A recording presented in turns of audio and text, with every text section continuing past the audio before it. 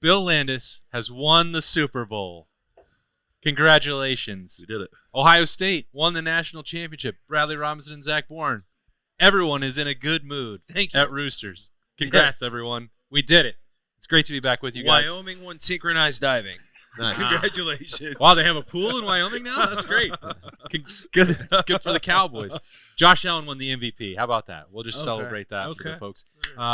We're off to a flying start. We are going to catch up with these two guys over here for the first time in a while since the national championship. Talk to Bill Landis and start grading what's going on with the coaching staff for 2025 in the roster, in NIL decisions, in the NFL draft. So a lot to cover with these guys at Roosters. It's a fun, casual joint, and this is a fun, casual conversation. Zach, you still riding high from the title or what?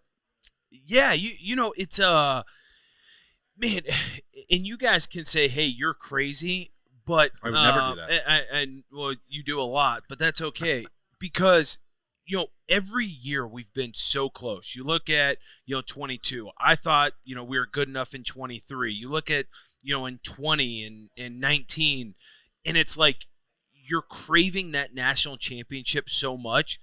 And once you get there, it's like you think it's going to be an all-out celebration for months and months. And it's kind of like the week went by, and I'm like, God, I'm riding a high. And then as soon as the week ended, I'm like, I'm ready for another one. Like I almost feel like the season didn't end with national championship because you start thinking about next season already, and you're like, man, I'm looking at the path. People are already talking about projections for next year. My head obviously goes Texas week 1, like, oh baby, here we go. Like I'm already starting to think about that matchup. And so it's a surreal feeling. Like I feel bad for Ryan Day in the program because you've been chasing this for so long. You finally get it, and then you're like, well, all right, here we go. Gotta go do it again. Gotta go do it again. Brad, have you taken a moment to enjoy it, or are you on to 2025 as well? I think what Zach said with a week there is probably like the best thing because I think a week later you saw online, social media, like anyone who's talking was, all right, coaches are leaving, players are leaving, recruiting. It was immediately like panic mode on all those things, but also at the same time, as a player, and maybe Zach feels this too, the shortened offseason now because of how long that year went, it's now even more like 2025 seasons here faster than it would have been in the old year. So I've definitely probably in the same boat of like, all right, I'm thinking Texas week 1, like that's a big game that you need to think about now. So more also with the players of like the spring ball schedule and things like that, talking with the guys, like it is a quick turnaround. So it's like, yeah, Coach Day, awesome job. But you don't get to enjoy it for the month of January like you used to in the past. It's immediately right back in. He's got to make coaching decisions, personnel decisions. I'm sure Mark Pantoni's had his hands full with NIL stuff. Like it's a whole new whirlwind of, hey, you just won a natty, so now all these guys are going to walk into that office within that first week like, hey, pay me this, or all these different decisions. So I'm sure that entire building turned around pretty fast too. Do you like the shortened spring ball schedule? Yeah, because at this point, I think spring ball is overdone. I think if it was up to me and it was like I was the decision maker for it, I think it's great for the young guys. I think it's great for that, but 60% of that roster does not need to be doing spring ball. I think make it more like an NFL where it's a couple days, maybe 2 weekends of OTAs type deal, but more position specific training, more weight room work, take less emphasis off the winter workouts and kind of spread that out over spring and kind of adopt an NFL model more with the longer season. But I don't think that's going to happen. I think it will probably in the next 3 to 5 years. Yeah, I mean, you brought up a great point is the Eagles won on Sunday night, right? And it's kind of like they have a relax. They got the combine coming up in a couple weeks, but outside of that, it's more like, hey, we get to celebrate and relax. It hit Ryan Day in the program a week later. You got guys demanding money. You're going to the transfer portal to see what else is out there, who you're losing, all of those things. But Brad, I agree with you, and it goes back to kind of like Sunday practices in the season where the starters are doing a lot more OTA-style practice, going through assignments, going through different looks, things that you learned based off of film. And then I don't know how Ryan does it now, but I know with Coach Meyer, the young guys would then have a full padded practice. So the old guys go out and basically just helmets and run around and play 7-on-7 and do those things. And then the young guys would stay after and tackle and do those things because they're not getting those reps. And so I could see spring ball being a variation of that. The older guys, more OTA, and then guess what? Young guys, we need, 30 good snaps of football at the end of every practice where we're tackling, we're doing those things to get you guys ready. I think you're going to see the whole sport probably go towards that, right? I think we're already seeing spring games start to get phased out. I know Matt Rule at Nebraska says he doesn't want to have one at all. Ohio State's going to have a spring showcase, whatever. You can't show off your talent, man. Well, I know. You know? I mean, I absolutely get it, but I think that's the flimsiest excuse I've heard, honestly. I agree. Well, it's just funny. It's funny. That's like taking a 10 to the bar and worried that all the other guys are going to take her home. Yeah. Like you can't do that. but also You're not going to keep her hidden. I know. You also want to be able to do some shopping if you're Matt Rule, right? So it's a bit hypocritical at the same time. But, I respect the half-ass excuse though. Like I like that he just went out and was like, we don't want to do this. Like I kind of respect that, but it's gonna be interesting. But I think I don't know if it was you who posted, Bill. Like I think we have 21 of 26 of the freshmen are already here. So like that's the spring should be for them. Someone posted that somewhere. There's like one. I think as each year it seems like more and more people are early enrolling to the point where I think no one goes to school anymore in high school at all. I mean, Ohio State didn't sign anybody on the traditional signing day. I also early enrolled out of high school, and I think it's the best thing for a young player. You also were late enrolled too, all the way. Yeah, I spent the longest possible time, but I think you see those transitions. I think it becomes a great thing, but also it's one of those things is how the locker room will be is a lot of these young guys are going to come in. It's going to be on the older players and the staff to be like, because they're going to be like, oh, well, none of these older guys are doing things like that. And you don't have that example from the older guys. So it's really going to come down to those older guys set the right example, but also don't go out of their way and do too much. Like they don't need to be doing all those reps, but they also still need to kind of lead by example and show these young guys the ropes. Because you can't just come in and be like, all right, I think the problem was in that 2015 recruiting class, everything I heard was that they came in right after a team won the Natty, and they came in like they were hot. And that class had some rude awakenings from the stories I've been told. So I think you can't have that now. It's even different, though, because if you look at the sidelines of any of those playoff games, most of the recruiting class was at those games, so they got to kind of live it and see it. So it's going to be interesting with like the new model and kind of what the game's going to become. Bill, when you are cheering for a Super Bowl champion, do you just immediately turn the page to the next year, or do you actually get 2 days in and enjoy on appetizer Thursday? I'm gonna bask in this probably until the draft at least. As you should. Yeah, and then that's but like the calendar is totally different in the NFL, right? Yeah. Like the players are going to go to Cancun. They're in Cabo. Yeah, What are you talking about? You're not going to see them for not the Eagles. They have a parade, and then they're going to Cabo. Right. But you're not going to see them for 4 months. It's a totally different dynamic, which I understand. Like the Eagles have to find a new OC though. Like so, maybe that is the comparable part for Ohio State. It is funny that the staffing issues, like the staffing figuring all that out is a bit of a splash of cold water, I guess, to the face as you're trying to enjoy a national championship, but you always have that eye on next year, and I think the coaching staff probably ended up turning over a little more than people were anticipating, which leads to a little more, I don't know, anxiety about that maybe, but I would say enjoy it, like yes, pay attention to it, of course you can be interested in it, but don't let it take away from the joy of winning a national title, because one, it's not easy. This one was historic and like crazy in so many different ways. Like I hope people take some time to kind of bask in it. Bill, who do you think was going to leave and who wasn't going to leave with the coaching staff? What makes you make that comment? I didn't think Jim Knowles was going to leave. Yeah. I didn't think that Justin Fry was going to leave after that run. I thought he was going to get a raise and stick around. I never knew exactly how much an NFL organization was going to offer in terms of salary, and Justin Fry wound up getting a bigger contract deal from both the Bears and the Cardinals than I anticipated. So I didn't have that one written down. I thought it was, if you were going to ask me between Chip Kelly and Jim Knowles, I would have said Chip Kelly way more likely than Jim Knowles. I didn't really imagine Knowles taking that deal. Certainly not from Penn State, but once he wound up with 4 bidders, the price kept going up, even if Ohio State was still in the same ballpark and didn't have to pay his buyout. He wound up leaving. So even from that group, I didn't think that was necessarily going to happen.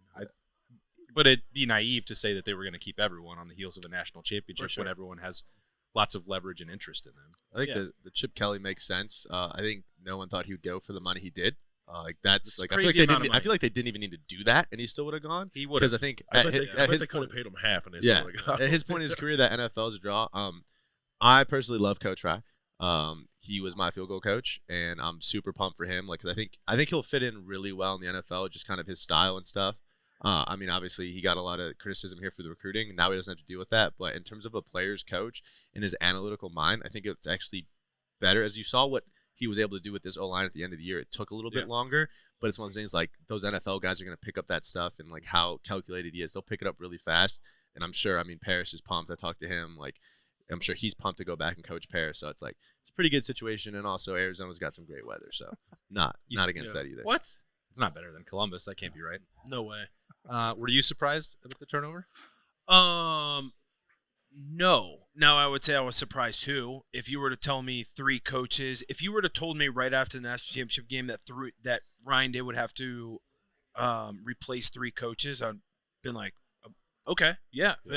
For sure, right? Like, you see that in college football, especially at a place like Ohio State. Look at what Alabama's had to replace when Nick Saban was winning championships and Georgia losing guys, right? Like, it was just, 2 years ago? Was it 2 years ago? Nick Saban lost his D coordinator to Georgia, right? Mm-hmm. So it's like, it's not out of the realm of things when you run a successful program. Now, I will say I was shocked on who it was, to your point. But I did think probably 3 was the right number, just especially when you go on that kind of run. I would have thought some of the younger guys probably would have taken some bigger jobs, and you didn't lose those guys. Losing both coordinators, that's kind of a big deal. Losing Justin Fry is a big deal, especially with the way that he was able to get that O-line to come together late in the year. I was expecting 3, just wasn't expecting all 3 of those guys, if that makes sense. So Ohio State they have not officially announced Tyler Bowen or the promotional titles, salary raise, responsibility for Brian Hartline, Keenan Bailey, Billy Fessler, but we know what's happening there. Bowen leading the offensive line, Hartline calling plays. There's still that spot out there on defense. So do you have anxiety about that? You said you're thinking about Texas, like the fact that spot hasn't been filled. You and I last year were banging our hands on the table. It's got to be urgency. I don't really necessarily feel that right now. No, I don't feel a sense of urgency either, and I think it's because last year how they ended the year was vastly different than how they ended the year this year, right? I mean, yeah.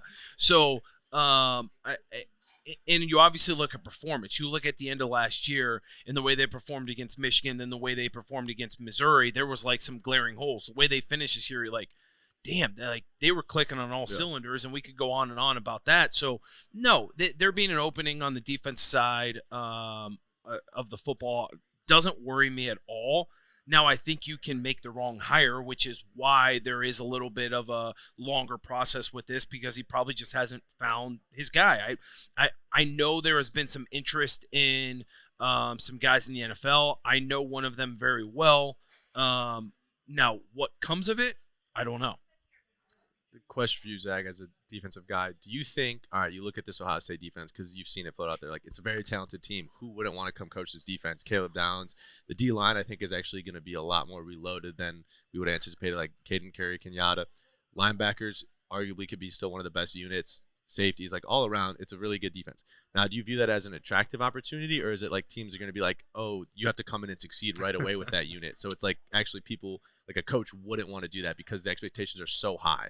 Any coach wants toys to play with, right? Like you go somewhere, doesn't attract you. The brand maybe, but it's the players that attract you, right? Like why do coaches take other jobs? It's because there's something about those players that excite them. If you're going to go somewhere, especially as a DC in college, let's be honest, all of those guys are looking for some promotion, become a head guy, to go to the NFL, whatever it might be. And if you have good players that make you look good, it creates that process a little bit faster, right? Yep. Increases the pace.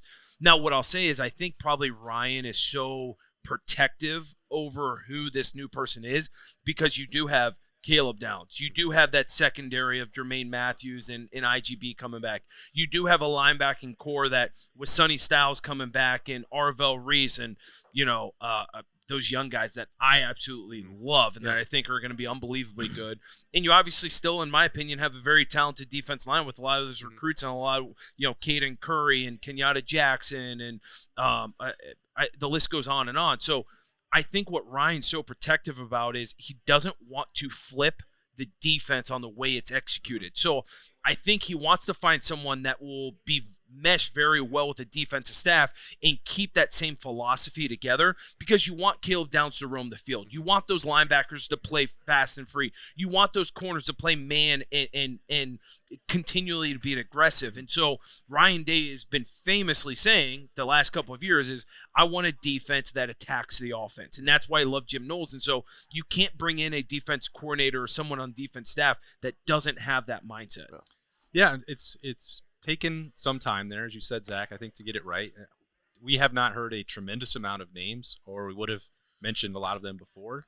The season's over. So, like, Joe Cullen was someone who has been floated out there from the Kansas City Chiefs. I'm not sure how realistic that is to get to the finish line. Pitt defensive coordinator Randy Bates seemed to have an aggressive agent making sure that his name was out. I don't know if that was that realistic. And then I think that was maybe for a pay raise. I think it was definitely for a pay raise. Yeah. And then it seems like there's some level of attention out there that can be put on Matt Patricia. And Bill, I don't know that I really understand that one. I don't understand it. You asked Zach if he had any anxiety about it. I didn't have any until I heard that name. Like, I frankly just don't think it'd be a very good hire if that's the way it goes. And I don't know if it's going to or not. He doesn't seem particularly likable, and I actually don't even know how good of a football coach he is, because he was terrible as a head coach. He was terrible with the Eagles last year, and he rode Bill Belichick and Tom Brady's coattails in 3 Super Bowl rings. Been terrible when he's not with Belichick. Yeah. And that's why I think there does seem to be some level of trend there. Yeah, I would definitely agree with Bill that I had no nerves until I woke up and saw that on my phone as a Lions fan. It was not a good period, but it was one of those. I was like, oh, I'm very confident in anyone that steps in this role. And then I saw that name and I go, like, yeah, he's a Belichick disciple, but also unlike, so you look at Saban disciples, they usually all go on to succeed at a high rate. Belichick has had the exact opposite effect where most of his disciples haven't. This goes back to like the coaching turnover, like that Zach talked about, is when you're supposed to be the team to beat, when you win national championships, the coaching turnover, guys leaving is, I think any of us could have predicted if we lose it. If we win the Natty, you're going to lose coaches, and I think that's part of being the top. So I think it's going to be interesting to see how Coach Day kind of adapts that, because you always had Coach leave it, but if you're constantly winning championships, it's a revolving door. So you have to be exceptional at hiring for a year or two. So I think it will be a good test for him this offseason. Why I don't love Patricia, and it's not anything about the guy. You can talk about his track record. Obviously, who knows what happened in the past. The reason why I don't love Patricia is because he's not a college football coach, right? He's always been an NFL guy. I think if you look back, I mean, ever since like very early, it was like his GA work. He was in college. And then, whatever. Yeah. Everything has been NFL, but not as like a full time, not as a recruiter. Okay, right. So you talk about recruiting, you talk about all the things. It's like if you hire him, it's a 1-year deal here, right? Like, I don't think anyone can look at Matt Patricia and say he's taking this job because long-term he wants to be the defense coordinator here for multiple years. He's taking this job because he was unemployed last year, and he wants to find a way to get back to the NFL and realizes, hey, Ohio State defense, ding, ding, ding. Look at all those players. I'm going to look good regardless of what I'm calling because of how great those players are. And so that's why I don't love the move, because I think he's using it as leverage to get to the NFL. And the 1-year deals, man, are just hard, especially when you are recruiting. You make relationships with these kids, and next thing you know, bam, you're gone. It's just hard to kind of catch up. He's been sitting there for multiple years. He was like an analyst for the Eagles last year until he got promoted to or 2 years ago. He got promoted to DC when they fired their original DC. He's been available for NFL teams to hire as their defensive coordinator for the last 3 years, and nobody wants him. So why should Ohio State want him? Well, I believe his old, if we're talking about the Belichick influence, Belichick just got a job at North Carolina. I'm not familiar. I don't know for sure, but he didn't get hired there. That staff is complete. So I don't know that there was a tremendous amount of interest already in the college level either. So another thing that worries me is if you look at a lot of the criticisms that you've heard from him is that players do not like him.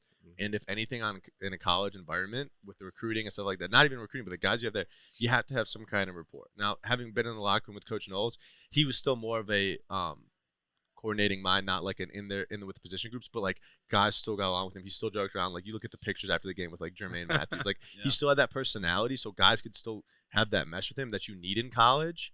And I don't think, like, that was also his biggest criticism in the pros. Like, players didn't like him, and it matters even more in college, especially if you're here for just a year. They got to like you right away so they can fall in line with that defense. Yeah. I mean, I think, we're sitting here talking about someone that I don't think any of us are 100% sure he's coming here. The other thing is, I think the NFL is a little bit different than college. Like when I was coming out, Shiano was the head coach of Tampa Bay, right? And everyone was like, dude, if you are a free agent, do not go to Tampa Bay. Everyone hates him. And then you look at what Shiano does at Ohio State. Guys loved him. You see him at Rutgers. It seems like the guys love playing for him at Rutgers. So, you can always say NFL guys normally have big opinions, right, and aren't scared to share it. So who knows about that? I just 6-1 way, half dozen the other with. Can he come? I also, we've heard rumors about another guy who's down in Miami that's been coming for the past couple of years, and that hasn't come about. True. And we thought that was going to literally at the finish line. So, the rumor mill's the rumor mill, man. Maybe that's getting brought up so Matt Patricia's agent can get him a job. Well, we're not really helping him right now if that's the case. No. We're floating that name out there, but we'll see. I mean, Ryan Day has been protective and secretive of this, as you mentioned, Zach. We knew from the initial guidance or feedback, intel was like, well, McArary and Tim Walton, co-coordinator role, and then you build out from there. Maybe things have changed. I don't know. This has been a pretty tight-lipped search and process for Ryan Day, which is fine, because I think the other part, when we have evaluated the totality now heading into year 7, I think you divide them in two. And the first half, we said, well, what's the biggest weakness for the Ryan Day first-time coach era? It was the hiring and firing. It was a real mixed bag, some good, some bad, and then he's gotten progressively better at that. So, whatever it winds up with, I think he will have been deliberate about it. If it winds up with Patricia, I'm sure he'll have good reasons for that. I'm struggling, as we would sit here right now, to understand what they are, but I think more likely than not, you have to give Ryan Day the benefit of the doubt at this point, not just because of the trophy and the championship ring, but the string of success that he's had, whether that was Carlos Loughlin, Chip Kelly, Bill O'Brien, Jim Knowles before that. He's been trending in a pretty positive direction in getting those right. Yeah, I might there might be a lot of people who hate me for this comment, but I don't think he's got to hit a home run with this hire. And everyone might be like, what are you saying? It's Ohio State. You have to hit a home run with every hire. And the answer is no, I don't think that, because the defensive coaches that are already there, those 4 coaches, are veteran guys, and James obviously is a veteran football player and knows football, but all those guys are type A personalities that know what they want, that can coach their position. So you don't need someone to come in and be a home run hire to literally flip the defense on its head and say, hey, we need to do this, this, and this. That defense is pretty turnkey. Yeah. So essentially, you need someone to just manage it. And I wouldn't even hate the hire of McArary, Tim Walton, whatever you want to do, co-coordinator. I wouldn't hate that hire either. But I guess the point is, you don't need to go out and hire a big name, hot name type of person for this role. You don't need that massive turnaround that Coach Knowles was. Yeah. You have the things in places. I personally, when I think I texted Austin right away when Jim Knowles announced he was leaving or whatever, I go, in Matt Guerrero we trust. I love him as a guy. That's a true story. Had a great relationship with him. He's been in that same system forever. He had a year of because for me, when it comes to coordinators, I like guys that have experience of calling an offense or defense. It's the same thing I'll say about the offensive coordinators. He had that year at Indiana in Big Ten football calling a defense, and now he gets to come in, knows all these guys love him, and you have also a veteran coach in Tim Walton that's been around for a while. So it's if that at the end of the day is the worst case scenario, I think we're in a great spot. Yeah, I think Guerrero's a good coach. They don't need a fixer. They needed a fixer when they hired Knowles. They don't need that now. Honestly, the only thing you need to avoid is not striking out. Mm-hmm. But we'll take a walk. We don't even need to make contact. Get on base. Go on my edge. Just get on base, man. Yeah. I'll even take a sack bunt. Move the runners. RBI. Man, we're good here. Yeah. You know what else? I feel like I'm on hot takes. Let's go. Yeah. Hey, I haven't been on this show in a while. I know. I want to get it back out. Here's another one. Once Jim Knowles left, you know what my first phone call would have been? The first phone call? First phone call. Kerry Coombs. No. I love Kerry, but no. Luke Fickell, do you want to Luke Fickell. Yeah. I literally would have said the head coach at Wisconsin. I literally would have said, Luke Fickell, here's $3 million. Come back home. Guess what? Love Luke. I played for Luke. I would go to battle still for Luke, but guess what, man? Have you looked at that schedule? Yeah, he's in for a world of hurt. He is in for a world of hurt, and especially coming off of this year when they underperformed, let's be honest, but they had injuries against them. There were so many things that were going up in mass and that were outside of Luke's control. But if he goes 5-7, which I think would be probably a good year for them. Yeah. He's on the hot seat. So I'm calling him and saying, hey, Luke, $3 million, man. Come on. Well, Wouldn't hate it. would have loved to have seen it. I know, it's not happening. It's not going to happen. Yeah. But if at least you're going to make the call, make him say no. That was my hot take. Maybe he takes 3 seconds to say no instead of just. As soon as Jim Knowles, you said you texted Austin, Matt Garrett. Yeah. As soon as Jim Knowles, I heard that, I was actually at the celebration. I looked at an Ohio State football coach and I said, call Luke Fickell. Yeah. And he laughed and he goes, not a bad idea. Yeah. He got a sitting head coach to leave last year around this time. Yeah. What if that just becomes the new norm approach? I mean, pluck him away. It's not out of the frame of the world because it is such a hard thing to be a college head football coach right now in the current landscape of it. I personally, if I got into coaching, I would be fine just getting to a coordinator and chilling and not worrying about all the stuff they got to deal with at the head spot now. I mean, Jim Knowles was making $3 million. Yeah. Why do you need to do more? Jim Knowles doesn't have 6 kids though. That's true. Yeah. Gotta factor that in. Well, but what's Luke getting paid at Wisconsin? $1 million 6, 7? a kid. Yeah, $1 million a kid. I don't know. If, I would guess. That's how he 6, structured the contract. Yeah. 6. Starts popping out more kids, gets more money. Well, you know what is much more affordable than paying a coordinator?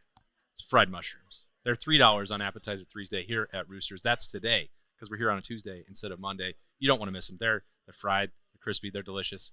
I don't know what we got here. A little ranch. If you take some, a little ranch, a little spicy ranch, then you're really in business. But you can have some of those at Roosters. It's a fun, casual joint. $3 on Appetizer Tuesday. We're going to take a break. Berm is going to be here. I don't know if it's going to be Homer Berm or normal Berm or who it's going to be, but it's going to be fun. As we talking recruiting? We might talk recruiting, Zach. You can ask the questions. When we come back in here at Roosters, it's a fun, casual joint. Roosters has been so fortunate. We just want to be able to give some of that back to the community. They donate to organizations that are near and dear to their heart, and we're so fortunate to have been with Roosters now for a long time. They always go above and beyond to help support our foundation to further help veterans. It's just a wonderful feeling to know that Roosters supports the Buckeye Cruise for Cancer. All the folks at Roosters are just genuinely kind folks, and they want to make a difference. Thank you, Roosters Foundation. Thank you, Roosters. Thank you, Roosters. Thank you, Roosters Foundation. Welcome back into Roosters again. It's a fun, casual joint. If you don't believe me, ask Berm. Super fun, super cash. Zach, Remember, last offseason, I was like, man, I really want Ohio State to hire Kellen Moore as their offensive coordinator. You did say that. And now he's the head coach of the New Orleans Saints. I was ahead of the curve. Well, he might have made the right decision then to stick around and win a Super Bowl and then become a head coach for an NFL team. I bet that Ohio State's offensive coordinator is making more in the NFL than Kellen Moore will make as head coach with the Saints. Surely not. I bet it's close. Why would he leave to take that job if he's know. making less than Chip Kelly? You think? I mean, how much is a first-year NFL head coach going to make? More than $6 million. But the best part about being an NFL head coach is the guaranteed contract because you can suck and then get fired and you're stuck making that. Or all you can NFL suck coaches and are have Joe guaranteed. Burrow as your quarterback and continue to be buoyed All right, forever. there we go. We got Whoa. that. He brought the Bengals on his own. You found the way to get angry Berm So out. what you're saying is He's Zach, back. So what you're saying is Zach Taylor should be fired. What I'm saying is Homer Berm is only Homer Berm about the Bucks. Oh. I don't give a piss about nothing but them Bucks. Who would, if you were the owner of the Cincinnati Bengals, who would you hire? I would have hired Ben Johnson Okay. to work He with would have Joe been great. Burrow. Yeah. Yeah, he and would've been great. then he could take a new job at the end of the year instead of prepping for the biggest game for them. Yeah, exactly. I'm fine with that. That's I don't exactly care what about, you need. I don't care about the Lions that much. I care about the Bengals. I also care about them Bucks. Yeah. So What let's about talk him? about them What's on your Bucks. mind about him? I don't know. I mean, I So who are the future stars of the Buckeyes? I think the thing that is interesting about the Matt Patricia potential hire is that no one likes it. And so that is a very risky move for a guy in Ryan Day that has built up a lot of goodwill in the last month. I think that is a real barometer to see how real that goodwill is because when Chip Kelly was hired, there was a segment, like a 5-10% of the fan base was like, oh my gosh, Chip Kelly, the NFL players hated him, blah, blah, blah. Bill was like, oh, he ruined my Eagles. But he was like, Bill just didn't like him as a head coach, as a GM. Bill liked him as like an offensive coordinator. So he definitely shouldn't have been the GM. Right. I So think there we can all was agree with nuance. There was nuance to it. And I think if you look at Matt Patricia, and again, this is to be clear, it's 12-10 on Tuesday. He's not been hired. The Buckeyes are still working through potential other candidates. It's not to say that he's a done deal or anything like that, but I don't know, other than him being able to walk into a room and hold up 3 Super Bowl rings, which is not in itself that impressive because you had Tom Brady and Bill Belichick kind of dragging you through it. I don't know what the allure is of Matt Patricia at this point, a guy that has not even been a full-time NFL assistant in 3 years and has minimal experience with anything is relating to success that wasn't directly tied to the winningest coach quarterback combination in history of the sport. I think I think the only way to go about this hire, and if Ryan said this, I'm all on board with hiring Matt Patricia. Matt Patricia is a former NFL head coach. You can't take that away from him. He literally got hired by an NFL team, was an NFL head coach. Ryan has always said he wants a head coach of the defense, right? So if you have a former NFL head coach who, to your point, hasn't truly been employed as a full-time coach in the last 3 years, so in my mind tells me who maybe from talking to him through the interview process literally kind of got brought back down to earth, wants to fit in somewhere. If he said, hey, listen, I'm going to be the head coach of the defense, and I'm willing to listen to the other the other defensive coaches and essentially buy into their philosophy and the philosophy of this defense and just help manage it, I could see the hire, right? If you're talking, hey, Matt, bring in your philosophy, put in your terms, do all these things, I don't think that's the right hire. But maybe Matt's like, hey, I want to go somewhere, turn my career around. I'm willing to sit there, be in a room, keep guys within their swim lanes, keep things on the right path, make sure I'm managing the defense properly for Ryan. Then I might be like, okay. How important is it to like your coach? Pretty important at the college level, I think. But know, I mean, maybe not anymore because guys are getting paid. So you can, hey, your coach still get paid $1 million. You can be much more aggressive, I think, as a coach now because you can say you're getting paid $1 million to be here. Well, I mean, there could be.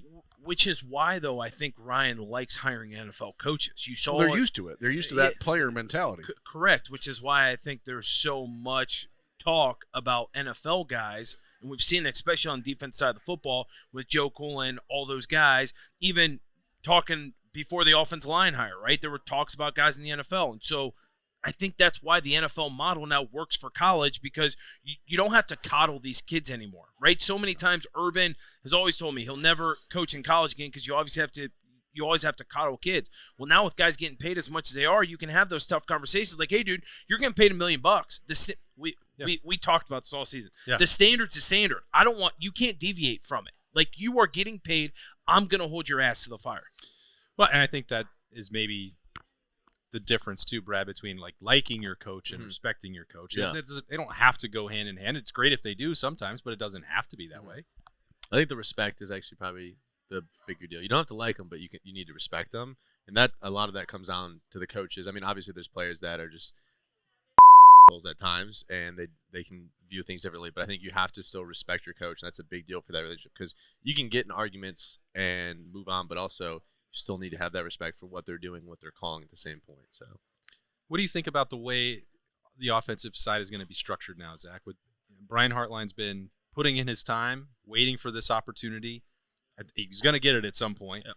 You know, if he's calling plays, which we expect him to, if you have Keenan Bailey getting a co-offensive coordinator title, if you have Billy Fessler leading the quarterbacks, I think the notion was that the passing attack was going to be fine. Ryan Day can keep that nucleus together, all good. But they had to go find somebody to help with the run game, and I don't know that well, I know for sure that Tyler Bowen wasn't the first name that came to mind for me. I don't know what your experience has been around him or with that hire, but the way that everything is moving, how do you feel about that side of the ball? Is it sort of not official but finalized? Well, to start things off, I think Brian Hartline deserves this. He has waited his time. I think the way that he recruits, the way he relates to players, we just talked about here of guys liking their coach, respecting them. Brian has that. And so to appoint him offense coordinator, I think it was it was due. Once Chip was out, that was the next thing, unless you want to lose Brian Hartline. The couple things worry me about the offensive side of the ball, but then again, Ryan Day is always kind of got a little safety net there. Correct, right? Because Ryan can jump in at any time and help the offense, work on the passing game. I think you saw a little bit of the playoff. Now, he's never come out and said it, but I think Ryan put a good amount of his flavor on this offensive game plan, especially after that Michigan game, to help them get through the the last 4 games, and you saw that. He did come out and say it. I mean, he was pretty clear in December that he was doing a lot more game planning because he didn't have to worry about all the other stuff. The defense side. Okay, because signing day was over, all the NIL stuff was done. He said like he had free time and was much more involved. So I do think that's a fair point. Yeah, the one thing that worries me about the offense side, though, is it's a young staff, like a very young staff. And you talk about Hartline, Keenan Bailey, Bowen, Fessler, all those guys I think are in their 30s. Hartline I don't think is 40 yet, right? I mean, Fessler and Keenan Bailey are not in their 30s yet. No, okay. Well, you've got all these guys that are super young, and what happens when things start to not go as planned? I know from my standpoint, I'm still a young hothead at times, and when things don't go my way, what happens? Things blow up, and it's not a fun meeting room, right? I'm not a fun person to be around. So when you don't have a veteran coach in there that's kind of able to keep things moving in a positive direction and has been through those trials and tribulations, what's going to happen? Now, again, Ryan will obviously be involved. The other thing that I don't love is, I already said it, first game's against Texas, right? Brian Hartline calling plays at his very first game against Texas. Who knows what's going to happen there? Going to find out quickly. Yeah, he's going to find out quickly. I mean, the offense staff's the offense staff. It's Ryan has his hands on it. I love it. All those guys are really smart dudes, very motivated guys, relate very well to young players. The only thing I worry about is what happens in the heat of the battle. One thing I'm optimistic about is because the approach is, all right, Coach Hartline, promoted OC, what's his day-to-day with the receivers going to be like? And I don't think he'll ever get away from coaching the receivers and be like a regulatory role like Knowles was on defense. But also Devin Jordan is a really good asset that's on this stat. I got along great with him, but also played for the Buckeyes. I think him as the assistant receivers coach that he is will allow Coach Hartline to kind of get away from just being only with the receivers and kind of bounce around the offense more. So I think that's good. I think honestly my biggest thing is I just always like coaches that have the experience in play calling, but I think if you're going to have your first time playing calls, having the arsenal that Ohio State does makes it easier. I am also worried that it's all young coaches. I don't have anything against young coaches, but when they're all young and they're all on the same side of the ball, there's no safety net when shit hits the fan or when things get stressful. So I think the biggest concern you have to have is, again, I'm talking about the goodwill Ryan Day has accumulated this offseason, right? If the Buckeyes go out and struggle against Texas and the offense is disjointed, the defense is disjointed, the play calling is slow, the communication is poor, how does Ryan Day stop himself from saying, I'm taking this back? Because it's great right now. You can say all the things about, hey, we got a year. We got the title under our belt. We can do some things, maybe have a little bit of leeway. But the minute you lose a game, the minute that the season starts and people start to get frenetic again about what's the product on the field, then it doesn't matter that you have Brian Hartline learning how to play calls or call plays. It doesn't matter that you have Tyler Bowen, who's been a play caller for 5 years. It's like, well, this is my baby now, and I have to fix it. So I don't think that there was any impulse for Ryan Day to do that when Chip Kelly was there. And I do wonder, is that the CEO Day, the guy we've come to know in the last couple months, is that going to be able to stay the course?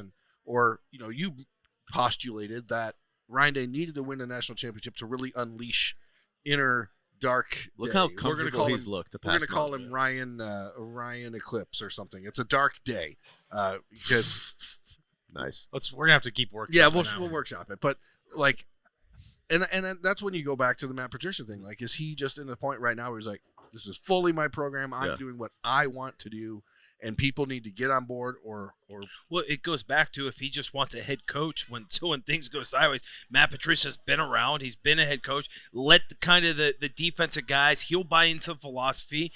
Hey, maybe he doesn't even call plays. And maybe he just sits there up in the press box and says, "Guys, I'm seeing this. I have a lot of knowledge of what I'm seeing." Because I think Matt Carreri will be the defensive play caller either way. Okay, I'm right. Really so then I don't hate the Matt Patricia call because then you're just putting someone in the box and he doesn't have a true position, right? He's not a true position coach. He's just sitting there and giving feedback to Gary and whoever else. But I would argue, I think game one that is going to be Ryan Day. Like you said, Ryan Day is going to be hands off. If I'm Ryan Day, and this is this is even to Brian Hartline, because in his very first game ever calling plays, in his very first game as this super young staff together against Texas, I think Ryan would be stupid to just say, hey, all right, I trust you. Go ahead and do it. Like, I think Ryan's going to say, guys, game one, I'm with you. I'm probably going to be calling most of these plays. I'm going to be talking to you, but I'm probably going to – because guess what? After that, we got Grambling. We got OU. Game one is different because you have the whole summer leading up to it to game plan and everything else. You don't have school in session. You don't have a lot of the other stuff going on. So I think that does open the door for him to be more involved in the planning, but I still don't know that you want him to immediately pull back the reins on Hartline's But I think Hartline would understand that, saying, hey, listen, I realize the magnitude of this game. I realize I've never done this before. Guess what? I can pick. They always do a script, like first 10 plays. Hartline, guess what? I'm going to pick the first 10 plays, run it by Ryan. Okay, cool. Guess what? When we're on that first drive or maybe whatever, and it's a 3rd and 6, and we got to go to something, guess what? I'm making this play call. Because, again, like I said, then you get into a weekly cadence where Hartline can have control. But Grambling, OU, I think it's a bye week then. And I don't think your schedule gets very hard until Penn State, November 1st, right? Sure. Whatever it is. Here's my hot take. Okay. It's probably not going to be well received. First Look game. at the camera when you say it. The first game result does not matter. It's a win-win either way. 100%. Unless you get blown out. If you lose that game, no. Well, that still doesn't matter. Because if you're gonna say the game doesn't matter, then the blowout doesn't matter. Just from a feeling standpoint. No, I disagree. I think I disagree. Even if we got blown out, it doesn't matter. It's a win-win situation because not in the conference. It's supposed to be a hard game. Texas, number 1 versus number 2. Yeah, it's supposed to be hard. Also, historically, when you lose games, look at the game we lost to North. You learn a lot about yourself in a really hard way to do it. And then not only can you learn a lot from a loss there and where you have to fix, like Zach just said, you have 3 easy games to fix it and kind of work out those kinks. Let Hartline kind of roll and work out those kinks. If you win it, cool, you ride that momentum into the rest of the season. So it's like you can't really come out of it bad, especially with the new format of the postseason. Brad, that's to be clear, Brad wants to win the game. I completely disagree with this thing. Completely disagree with it. Now, I appreciate the half agreeing with me. Yeah. This is why I disagree. You go and you get beat by Texas, and it doesn't matter the result. I think if you're Ohio State, it's a must-win because Texas is going to do damage in the SEC, right? But here's the other thing. You start getting the Big Ten, and I'm not saying these are going to be losses, but you go to Illinois, which is going to be a tough game. Brett Bielema is going to have those boys ready to play in the way that they beat South Carolina at the end of the year. Those boys are going to be ready to rock. And playing in Champaign, Illinois is the freaking worst, right? So you got that. West Lafayette is on the phone. Yeah. Okay, listen, you go. I think it's easier to play the game in West Lafayette. It's just the worst place to visit. Correct. The wind tunnel in Champaign. Yeah, it's terrible. But Illinois is going to be good. Like they're going to be able to run the football. You go to Washington. Now I'm not saying Washington's world beaters, but you go all the way to the West Coast. It's a tough place to play. It's for a 2-hour longer flight than Nebraska. Okay, but you get the point. I mean, it's good. But then you got Penn State, who's going to be star-studded, in Michigan. If you lose Texas and then you lose 2 of those 4, it's not great. I will say. I mean, you're kind of. I don't want to say you're not making the playoff because you're Ohio State, the brand they're going to get you in. But Alabama didn't. Alabama didn't as a 3-loss team, right? Like I think you have to win that game because you never know what's going to happen in the Big Ten. Yeah. I will say, obviously, Berm, are you the pick is saying Alabama didn't make the playoff because they lost to a 6-6 Oklahoma team. If they would have lost to another playoff caliber team, they would have made it with 3 losses. Well, right, but Penn State's going to be good, and I think Michigan's going to be really good next year, right? I'm agreeing with you, but I'm saying you could lose 3 of those 4 potentially and still get in as Ohio State because you didn't lose to a bad Oklahoma team. Maybe. Obviously, the preference is I want Ohio State to beat Texas. I think they need to beat Texas, but I'm just saying, we're national champions. I'm going to be a little bit more optimistic, okay? Homer Brad. Yeah. Homer Brad. I like you taking it because before that it was like already looking at doom and gloom. Worst case scenario is Brian Hartline not going to work out. How quickly does Ryan Day take the reins? It was like we're fully back to pessimism over here. I'm not pessimistic. I think that Brian Hartline has 100% earned the opportunity. I worry that Ryan Day, because the goodwill factor is going to run out as soon as the Buckeyes do of the tunnel. If the Buckeyes have one bad series. I get that. All I'm saying is I think week 1 is completely different than any other year because of the opponent and because of the coaching staff. So I think Ryan's going to be involved. After that, I think it's Brian Hartline's thing and to go back on it. I think this year's team, another hot take, is better than last year's team. that won the national championship. Mm. And so, I think this year's team is better than last year's team. Like the 25 team? Yes. The 25 Ohio State team? Yes. Is better than the team just won the national Yes. championship? I think they're better. Huh. I think they're better. So I disagree. You disagree? Someone bookmark that for a year from Yeah, now. I mean, I'm not sure how you could possibly come to that conclusion. Well, They've never even had a meeting yet. Oh, You don't have any because of knowing the kind of caliber that some of those guys are that have not played yet, plus some of those transfers that have come in. I think this team in 25 is going to be better than the 24 team. But he's still worried about Washington, Penn State, all these other things that he just listed off to counteract me. He said he's worried about everything. No. What I was saying is I don't think it doesn't matter because your schedule's a tough schedule. Yeah. Like I think this year's schedule is harder than the one they just played in 24. A hell of a lot harder, right? Because this past year you only had Oregon and Michigan. Disagree. Or Oregon and Penn State. You don't have Oregon. You don't. You're gonna have Penn State, you have Michigan. Penn State at Michigan's home. better. You have Penn State at home. Penn State's better. I'm just saying I disagree. I think more of the problem is in terms if we want to talk Big Ten championship. I think if we're getting into schedule, it's harder. Yeah, I agree with that as well. I think another thing that no one's factoring in, Oregon's not on our schedule, but if you look at their schedule, they are walking into Indianapolis as of right now.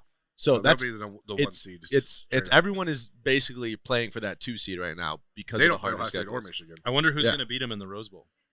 They might. I think Oregon gets beat by Penn State at Penn State. I think Penn State's it's a real tough deal. spot to play. Yeah. You forget I one woke thing up about today- Penn State though. James Franklin. I get it. I woke up on Tuesday and I did. Their defense is I the gave problem. a bold prediction on our podcast daily that Max Clare would win the Mackey Award, be the first Mackey winner ever at Ohio State, and I thought that would be like the stupidest thing that people would say on Tuesday, and then you said that Ohio State is going to be better as a team this year than they were. I do.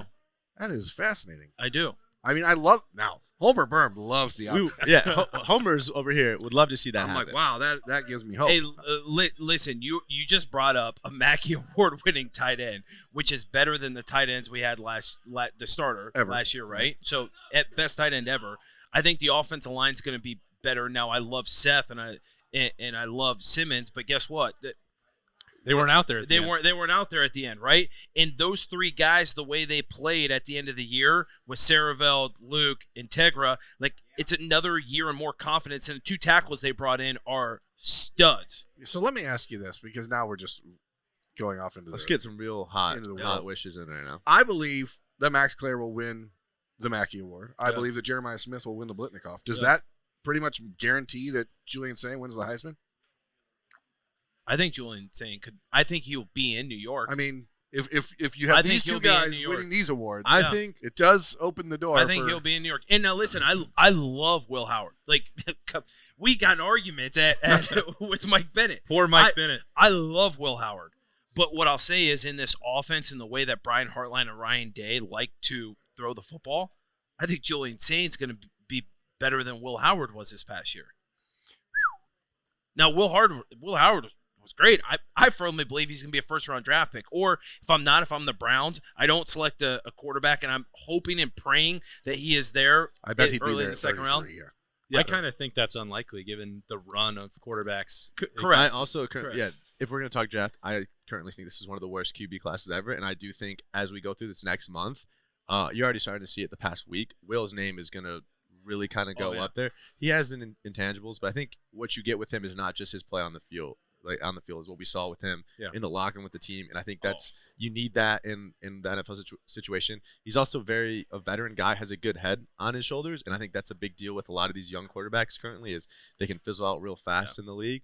But I honestly think this is a good time to be a first-year starting quarterback at Ohio State. When at the end of the day, screw it, Jeremiah Smith's down there somewhere. You have arguably the deepest tight end room we've had in a while. 100%. Because I think guys came back that we didn't expect to.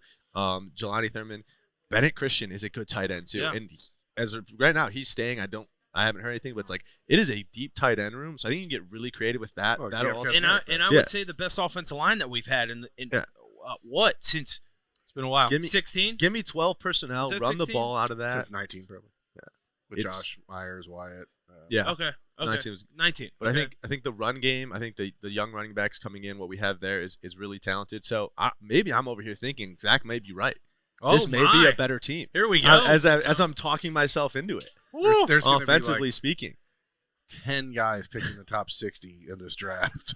We don't rebuild, we reload, Berm. I mean, I want you guys to just Berm. This isn't something where I'm saying the guys that are leaving are bad players. There are going to be so many draft picks, and there were studs. All I'm saying is the guys that did play this year that are star players are a year older. The guys that are right after them are very good and very talented. And I don't want to anyone think like I know, but Will Howard, like I'm not doing him. I think Will Howard's amazing. Like you said, locker room, everything.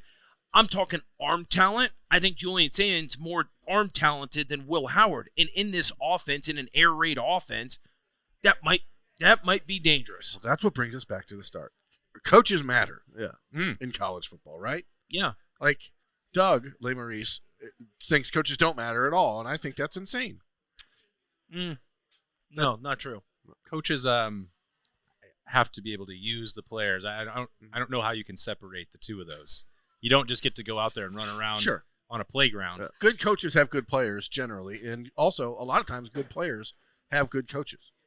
Well, we can't argue with Doug if he's not here. So I would love to. Yeah, maybe that'll be something for another time. But we have covered a lot of ground, a lot of different ground that I was not anticipating on a Tuesday at Roosters. It was great to have. It's the mushrooms. It is the mushrooms. Yeah. They are $3 today. Appetizer hallucinating. Great to have Zach Boren and Brad Robinson. I still can't believe you don't think this Sixers team is gonna.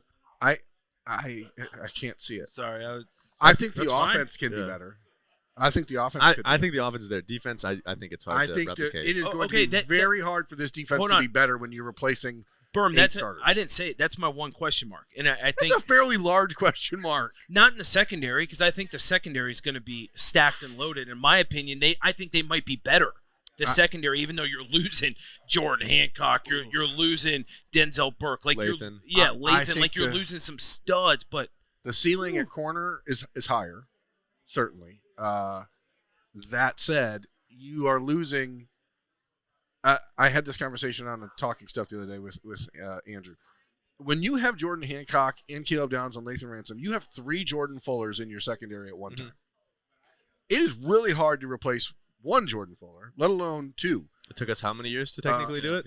5 years. 5 years, yeah. And to replace what the thing that made this defense so damn good in the last 6-7 weeks was Caleb Downs being able to come in the box and just be an absolute annoyer of offenses. He did whatever. Yeah. I don't know that you can do that without Jordan. He could do it, and the other guys could clean up everything. I don't know that you can do that without Jordan and Lathan. So I think that Caleb's role this year has to be different. And I just don't think you can he's playing for 2 Jordan Hancock or Jordan Fullers. Yeah, he's playing. And he's playing for 3. Yeah, I think what they'll do is with some of those young guys, I think they'll move IGB inside. I truly do, and I think they'll turn him into more of a nickel safety. And he is so physical, will come down and play the run. So I think you're only really having to replace one because the corner depth is so deep. Hot take, Jermaine Matthews. Oh, he's wins the Thorpe. Yeah. I mean, I think apparently every individual award is being won by Ohio State players. Yeah. Hey, listen, if you're Ohio State and your offense is better than this offense that was just out, there's not many games you're going to lose. No, but I mean, this offense was still deliberately slow and still had moments where it couldn't do some things. And there will be deficiencies in the running game this year just by vacuum. The loss of Travion and Quinshon, you're not going to replace those two. So you're also losing the run threat of Will Howard in the power run game. It's going to look different, and that's why when you talk about Brian Hartline as the play caller, are we talking about an air raid style of offense this year? I think you are. I personally would, but we also have seen Julian Saint throw one pass in the last 3 months. And it did not look like it was also 20 degrees out. And he had sat on the bench all day. We're going to evaluate that throw? I'm just saying, it's hard to get a good grasp on where the offense is going because we really still have no idea. Even we all assume that Julian's going to be the quarterback, but there's a world where Lincoln Kienholz goes out in spring and lights things on fire and changes the offensive around because he's a different type of athlete and can do more with his legs. If he starts a fire in the Woody, I think they'll probably kick him off the team. Somebody has to do it. I've lost control of the show at Roosters. It's the mushrooms, I'm telling you. It was great to be back. Thanks to the team at Roosters on Henderson Road. Thank you to Zach Boren for coming to hang out, and Bradley Robinson, Jeremy Birmingham, and Bill Landis. I am Austin Ward, who lost control of the show. We're going to be back here next Tuesday as well, because on Monday I'll still be coming back from Disneyland. So, again, sorry for the adjustment to the schedule, but that's how it's going to be again next week. Have a great week. We'll see you next time at Roosters. It's a fun, casual joint.